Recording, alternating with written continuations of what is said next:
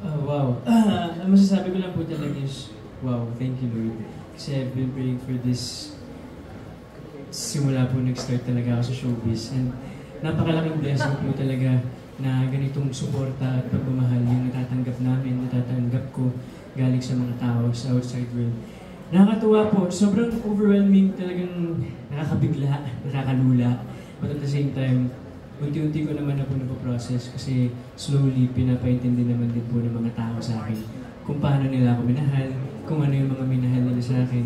And nakakatuwa po na makita or maipakita yung tunay na ako sa mga tao. Kasi for years, sobrang takot po talaga ako ipakita yung sarili ko.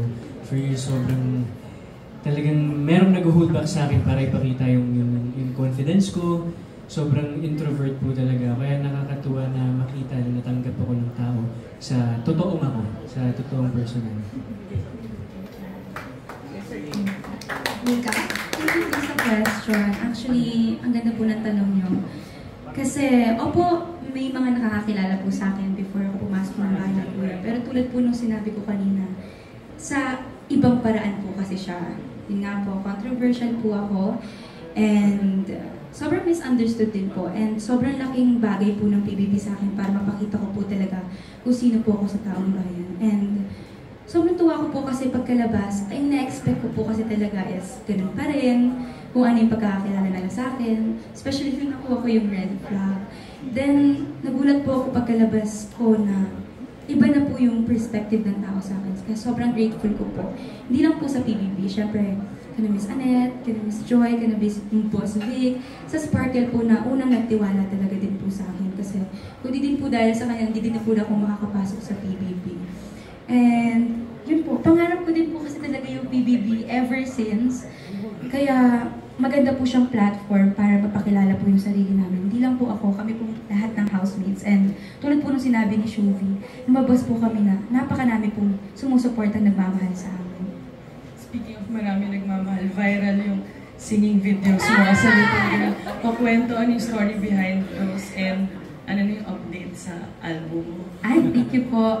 Actually, yung mga videos po na yon, 10 years old pa lang po ata ako nun or mas bata pa. Kasi kung hindi niyo po alam, yung mom ko po kasi is OFW. Huwag niyo po yun iyan, please take at po. Diyos ko, magsira po pa rin po dito. Anyway, OFW po. So, mom ko po kasi hindi po siya nakakapunta sa lahat ng events po namin sa school. Wala po siya every time. So, yung mga pinaperform ko po sa school, binibidyo po ng ate ko or ng mga pinsan ko po para po ipadala sa kanya.